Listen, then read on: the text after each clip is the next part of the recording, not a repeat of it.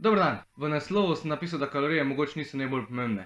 Zdaj ne čist takoj sklepati oziroma prehiter sklepati, sam nekaj sprobavam glede clickbait naslova pa glede mojega občinstva. Je pa res, da po mojem mnenju kalorije oziroma količina kalorij ni na prvem mestu, ampak je nekaj druga. In to je spanc. Še posebej, ko govorimo glede pač na dolgi rok. Zdaj to, da je na prvem mestu spanc, je po mojem mnenju pokazala tudi ta študija, v katero se bomo danes malo bolj globoko spustili, ker mi je bila ful zanimiva. Študija je bila po mojem mnenju zelo kvalitetna. Bila je dvojno slepa placebo študija, kar pomeni, da ne zdravnik, ne pacient ne ve, a dobiva placebo ali dobiva pravo stvar. In tako v bistvu lahko dosežemo v večini primerov najbolj kvalitetne rezultate. Zdaj na hitrico. V študiji so eno leto opazovali ženske, ki so bile v obdobju po menopavzi, opazovali so pa, kak je vplival vnos določene količine melatonina na njihovo kostno gostoto, na določene markerje v krvi, na maščobno maso, na mišično maso, nasploh na počutje, pa na kostno maso. Ne bi vam rad spojilo, ampak pokazalo se je, da se je povečala količina mišične mase in zmanjšala količina maščobne mase. Ok, zdaj si pa gremo gledati študijo.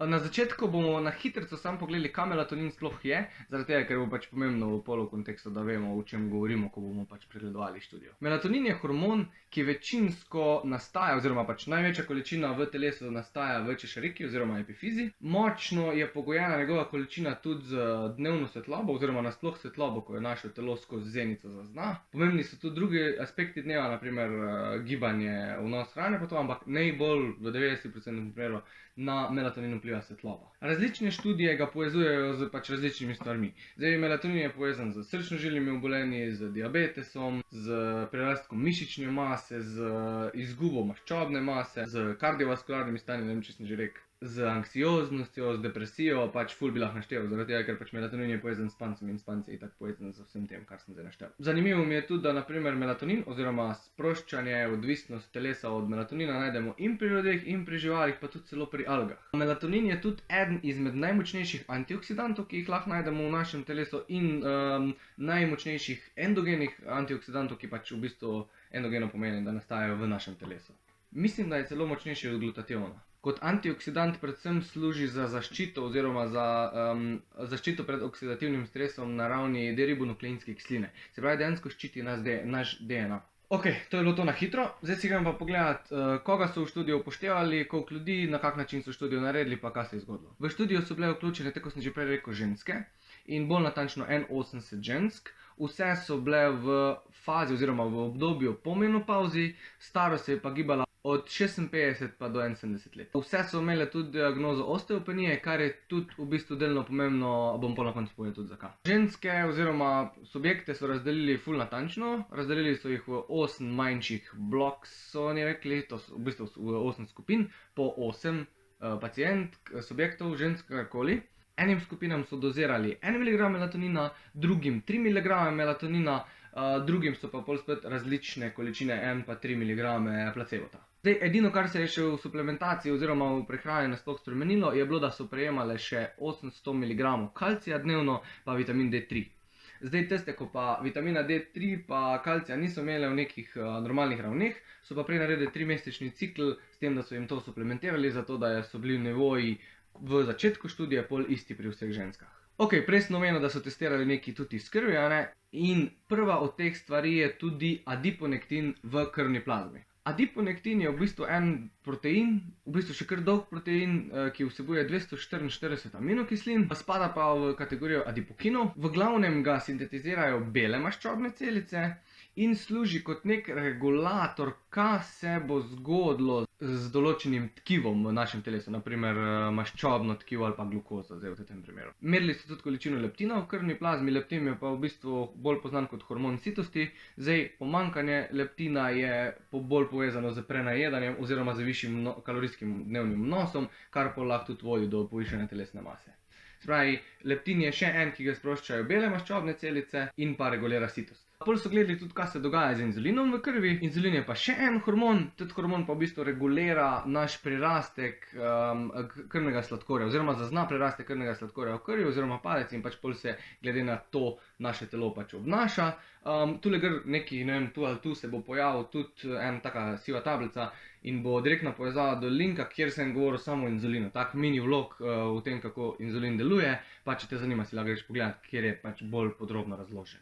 Ok, zdaj pa nazadnje, kar so gledali pa še telesno kompozicijo, oziroma pač preverjali so, kako se telesna kompozicija spreminja. Zdaj pa tu ponavadi pride do največjih težav, zaradi tega, ker se za merjenje telesne kompozicije uporablja električna bioimpedanca. To je tako ona tanita, oziroma tako imajo oni Herbalifeci, ko stopiš gor pa ti izmeri, koliko gre elektrika skozi, ti izmeri kao glede na to, koliko imaš ti gostoto tkiv. Pač v glavnem, tako za 20% se lahko zmoti, tako da ni najbolj natančna. Uporabili so pa zlati standard, to je pa DEXA scan, napiše se DXA in v bistvu pomeni dvojna energija rentgenske absorpcije.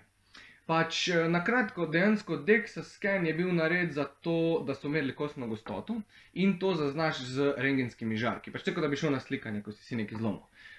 In potem so pač ugotovili, da glede na to, da zazna gostoto, lahko zaznaš tudi gostoto kosti, gostoto maščob pa gostoto mišičnega tkiva. In je v bistvu najbolj natančna, verjetno najbolj natančna, oziroma vsaj ena izmed najbolj natančnih tehnik merjenja telesne kompozicije. Tako da to so uporabljali v tej študiji. Ok, to je to. Zdaj pa gremo na rezultate. Glede ostalih krvnih markerjev, pač kar so še imeli poleg leptina pa vseh zadev, ko sem jih omenil, se je spremenilo ni nič. Edino, kar so omenili, da so se spremenile malo zaloge magnezija oziroma količine magnezija v krvni plazmi. Kar mi je bilo najbolj zanimivo, je bil adiponektin.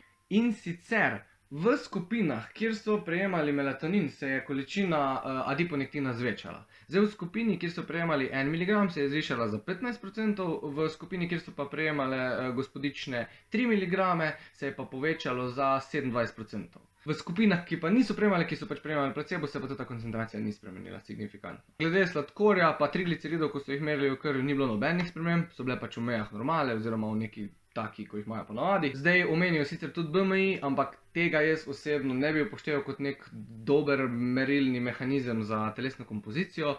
Naprimer, tudi v tej študiji je bilo pokazano, da se je v skupini, ki so prejemale pač melatonin gospodične, se je zvišal BMI za 0,7%, pri skupinah, kjer pa niso prejemale melatonina, se je pa znižal za 0,3%.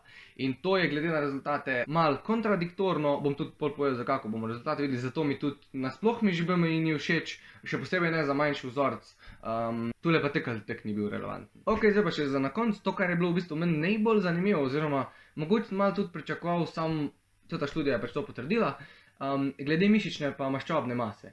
V skupini, kjer so prejemali placebo, se je zmanjšala količina mišične mase za mislim, da 1,9%, pa zvišal procent maščobne mase za 1,7%. Pri skupini, kjer so pa prejemali melatonin, se je pa maščobna masa znižala za 3,6%, se mi zdi, pa mišična masa povečala za 5,1%. Zdaj na pamet govorim, ampak itak bojo tule ali pa tule bojo kopirani rezultati ven iz študije, tako da bo lahko vsak videl za koliko. Ampak mislim, da sem zadev številke. Ok, to je to. Pač meni je bilo zanimivo, zdaj ne vem, a je vam bilo. Oni so zaključili na koncu sicer, da melatonin je pač bi lahko bil kot dobro sredstvo za pomoč pri spancu, predvsem pri ženskah po menopavzi, to, kar so pač v tej raziskavi naredili. Oni sicer se mi zdi, da se mogoče malo bolj osredotočajo na melatonin kot neko sredstvo za izboljševanje kostne mase. Sicer raziskava to ni pokazala, ampak, mislim, niso to pač pogledali, ampak se mi zdi, da so oni bolj to, zaradi tega, ker še ni bilo neke človeške kvalitetne študije. So pa sicer vzpostavili že nek mehanizem in študije sicer na živalih so pokazale, da izboljšuje kostno gostoto. Predvidevajo, da gre za nek kompleks proteinov, ne vem točno, kako se mu reče. Zaradi povečane koncentracije kostno-morfogeničnih proteinov. Zdaj ne vem, a je to pravilen slovenski prevod, kratico imajo BMP, po angleško se jim pa reče Bone Morphogenic Proteins. Zdaj ne vem, a je bil to pač pravilni slovenski prevod, ampak v glavnem to naj bi bil mehanizem. Ampak okej, to ni današnja tema. Kar je bolj pomembno, je to, da je pokazano bilo, da melatonin lahko izboljšuje telesno kompozicijo. Zdaj pa, kaj v bistvu to pomeni? To ne pomeni, da je melatonin nek čudežen dodatek, ko si ga pa lahko vsak doda zdaj v prehrano oziroma pač pred spanjem in pol magično izgubilo maščobno maso pa pridobil mišično. Ne, to po mojem mnenju oziroma moja teorija je, da je melatonin pomagal pri zvišanju koncentracije globokega spanca. To mi je čudno, da niso merili. In globok spanc v bistvu mi rabimo, oziroma globok spanc je edino sredstvo, kjer lahko telo popravlja svoja tkiva tako učinkovito, ko jih pač popravlja med globokim spanjem. Se popravlja itak tudi čez dan z določenimi hormoni, kot so pač na primer rastni hormoni pa testosteron. Ampak globok spanc je del oziroma cikel spanja, kjer telo popravlja vsa tkiva. Nafila jih z vodo in pač pol tam se dogaja popravila. Vklopi se limfatični sistem, ki v bistvu je pomemben zato, da se tau pa amaloidni proteini ne naberata, ker to povzroča oziroma zviša možnost za Alzheimerjevo bolezen.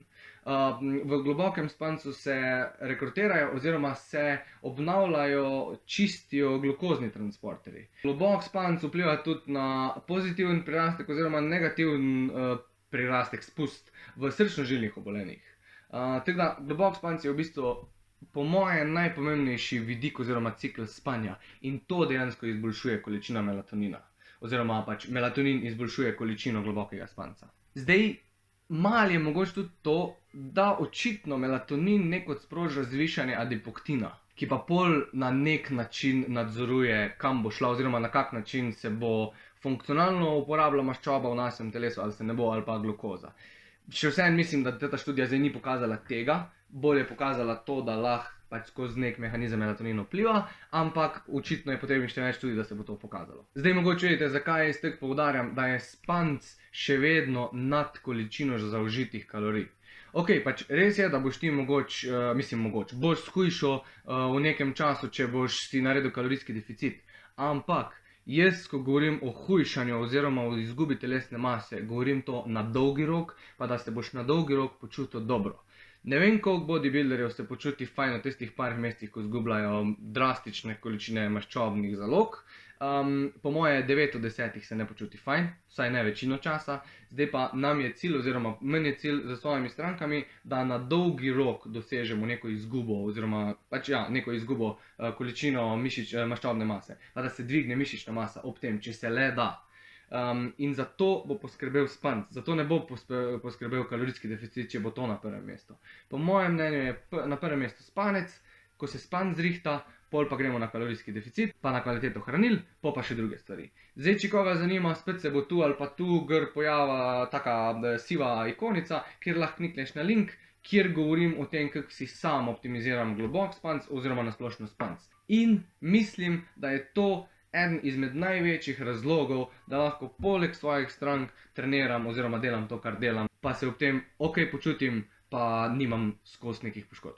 Ok, to je to. Hotel sem na kratko povedati eno zanimivo študijo, če bi pač bilo komu zanimivo poleg meni. Očitno melatonin lahko pomaga pri telesni kompoziciji, verjetno zaradi tega, ker pač izboljša količino globokega spanca. Ampak še vseeno jaz osebno mogoče ne bi zdaj vsakmu, ko misli, da bo lahko izboljšal svoj performance, ali pa da si bo lahko uredil spalne navade, da gre takoj po melatonin. Melatonin lahko še vseeno povzroča odvisnost, oziroma niti ne odvisnost, bolj to, da naše telo zmanjša količino lastnega melatonina, ko ga proizvaja. In pol dejansko nam tes melatonin, ko gremo enkrat dol oziroma ko ga nimamo, povzroča, da je pač spanc slabše. Tako da jaz ne bi vsem priporočal, pametno je pač, če si kdo hoče resetirati cirkadiani ritem, ali pa za neke športnike, ko potujejo prek večjih razdalj, ko pač si moraš dejansko resetirati oziroma na novo nastaviti cirkadiani ritem, na nove ure, to lahko pomaga. Pa določenim ljudem, ki mogoče res tudi kljub temu, da si zrihtajo neko spalno higieno, spalne navade, treninge, da si razporedijo pravi cajt pa prehrano, pa še vedno nekaj ne štima, testi lahko probajo spet z melatoninom. Se pravi, je spet lahko kot nek prehranski dodatek, kot nek vitamin, ne pa kot to bom zdaj glavno stvar delal, zato da bom pač jaz bolj spal, pa da bom dobil ne vem koliko mišične mase, pa zgubil maščobno maso. Ampak še vseeno mislim, da pa lahko pomaga. Ok, hvala ti za ogled. Če ti je bil video všeč, ga lajki pa deli, prosim, zaradi tega, ker mi ful pomaga pri mojem kanalu, ali pa ga vsaj priporoči svojim prijateljem, če ti je kjer od video všeč. Če ti ni všeč, tudi napiši komentar, dej dislike, pač malo se engage, tek da vem, kako v prihodnosti spremeniti videe. Jaz zdaj upam, da mi je tudi zvočnik oziroma mikrofon tule delo, ker zadnjič mi je vmes nekaj dolgasno. Teda to je to. Hvala za ogled, se vidimo v naslednjem vlogu, pa fajn bot.